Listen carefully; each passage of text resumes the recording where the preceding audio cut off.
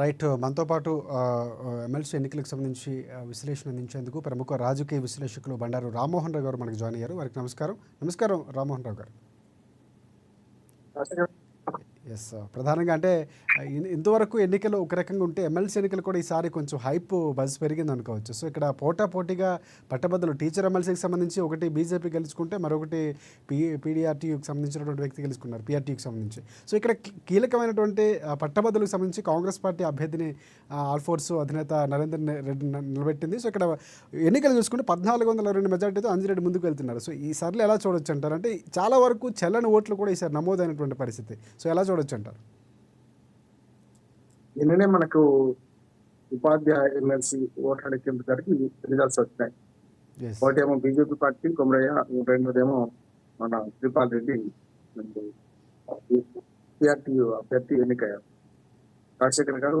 మరి ఇది చూసుకుంటే ఇప్పటి మన పట్టభద్రుల ఎన్నికల విషయం చూసుకుంటే బాధాకరమైన విషయం ఏంటంటే మీరు అన్నది 2,24,000 చిల్లర ఓట్లు పోలవుతే అందులో దాదాపు 25,000 ఓట్లు, వీటి 25,000 ఓట్లు చెల్లకుండా పోయింది కదా.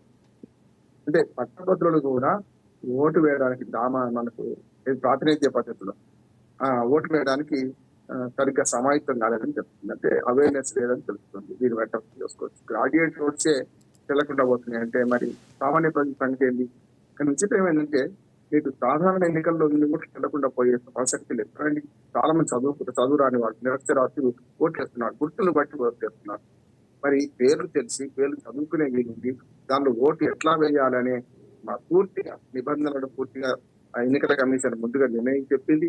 దాని ప్రకారం అది నిబంధనలు తయారు చేసి అందరికి అప్లై చేసింది. అభ్యర్థులు పోటీ పడి ప్రచారం చేసుకున్నారు.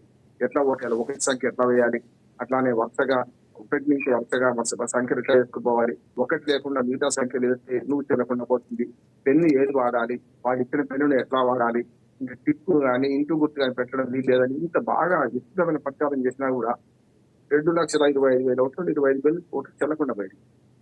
లెక్కింపు జరుగుతుంది 2 లక్షల ఓట్లకి. కనుక ఇందులో మీరు అన్నట్టు 3 ముక్కల ఆట మాత్రం నడుస్తున్నది. అంటే ఒకటేమో బీజేపీ, కాంగ్రెస్ జాతీయ పార్టీ, బీఆర్ఎస్ పోటీ చేయలేదు, జాతీయ ఎన్నికలు పోటీ చేయలేదు, ఇక్కడ కూడా ఏది మన పట్టభద్రుల ఎన్నికలు కూడా పోటీ చేయలేదు. కనుక ఈ ముగ్గురు అంటే త్రిముఖ పోటీ ఉంది కనుక రెండో ప్రాధాన్యత ఓట్లతోనే ఎవరైనా గెలుస్తారని నేను అనుకుంటున్నాను. ఇప్పటికైతే ఈ ట్రెండ్స్ చూస్తే మనకు కేవలం 500 ఓట్లలో మాత్రమే బీజేపీ అభ్యర్థి ఫస్ట్ ప్రియారిటీ ఓట్స్ ఎక్కువ ఉన్నాయి. ఒకరు 13,000 చిల్లర ఉంటే, ఒకరు 13,000 ఉంటే, 12,000 చిల్లర ఉంటే, ఒకరేమో 10,000 చిల్లర ఉన్నారు. ముగ్గురు కూడా హరికృష్ణ. అంటే ఈ ముగ్గురు మధ్యన పోటీ సాగుతుంది కనుక మొదటి ప్రాధాన్యత ఓటు వేసిన వాళ్ళు అంటే సమీప ప్రత్యర్థుల మధ్యన పోటీ ఎట్లుంటుందంటే, ఒకటో ఓటు ఇప్పుడు మనం ముగ్గురం పోటీ చేసాం అనుకోండి, నాకు వేసిన వాళ్ళు సెకండ్ మీరే ఓటు మీకు వేయరు. ఎందుకంటే మీరు నాకు ప్రధాన ప్రత్యర్థి కనుక దీనికి వ్యతిరేకంగానే మూడో అభ్యర్థికి ఎవరికైనా వస్తారు. అట్లానే ఇప్పుడు 10,000 చిల్లర ఓట్లు వచ్చినాయంటే ఇప్పటిదాకా దాదాపు ఒక 20-25 ఏళ్ళుగా ఈ ఎన్నికల ఫలితాలను విశ్లేషిస్తున్న వాడిగా చూస్తే పోటీ ఉన్న పార్టీలు బీజేపీ వాళ్ళు కాంగ్రెస్ పేరు, కాంగ్రెస్ వాళ్ళు బీజేపీ పేరు. కానీ ఎవరికి వేస్తారు రెండో ప్రాధాన్యత? ఇంకెవరికైనా వేరే ఇతర అభ్యర్థికి వేస్తారు. కానీ ఇండిపెండెంట్ అభ్యర్థికి కూడా 10,000 పైకి ఓట్లు వచ్చినాయంటే అది కారణం అని నేను అనుకుంటున్నాను. కనుక రెండో ప్రాధాన్యత ఓట్లతో వీళ్ళిద్దరు గెలిచే అవకాశం తక్కువ. ఒకవేళ మూడో అభ్యర్థి ముందుకు వచ్చి ఒకటో ప్రాధాన్యత ఓట్లలో పెద్ద తేడా లేకపోతే ఇప్పుడు కొనసాగుతున్న ట్రెండ్స్ 2 రౌండ్లు పూర్తయినాయి. ఇప్పుడు కొనసాగుతున్న ట్రెండ్స్ చూసుకుంటే ఒకవేళ రెండో ప్రాధాన్యత ఓట్ల దానిలో లాభం ఎవరైందంటే మూడో అభ్యర్థి. అంటే మనకు తెలుగులో సామెత ఉంది రాజశేఖర్ గారు, దోనో లడేతో హిందీలో దోనో లడేతో దీనిలో ఫాయిదా అవుతాడు. వీళ్ళిద్దరు గట్టిగా పోరాడితే ఇద్దరు సమానమైన ఓట్ల దగ్గరగా ఉండి ఎవరికి 51% 50% ఏవో అంటే 51% రావాలి ఓట్లు రాకపోతే అప్పుడు ఆటోమేటిక్ గా 50% ఏవో ఓట్లు రాకపోతే మన రెండో ప్రాధాన్యత ఓట్లు తీసేస్తుంటారు. ఎవరు తీసేస్తారు అంటే ఎవరైతే మొదటి ప్రాధాన్యత ఓట్లు తక్కువ వచ్చినాయో వాళ్ళని తీసేసుకుంటూ పోతారు రెండో ప్రాధాన్యత కింద.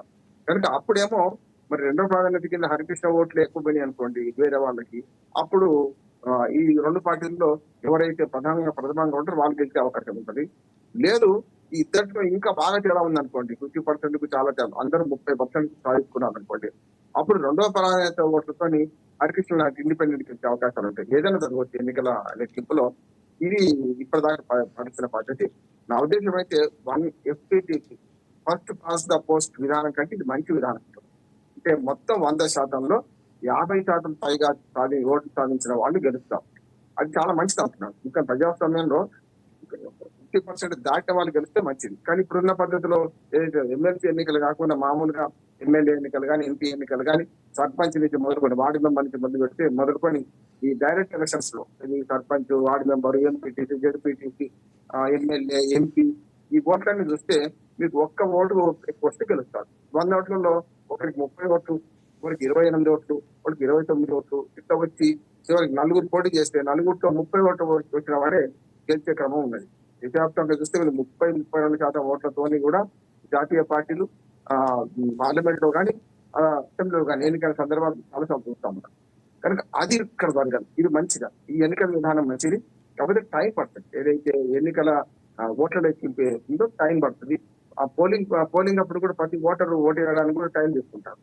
అంటే 1, 2, 3, 4 అట్లా 10 మంది అభ్యర్థులు ఉంటే 10 సంఖ్య దాకా ఇచ్చుకుంటారు వాళ్ళు ఇష్టం ప్రయారిటీ బట్టి.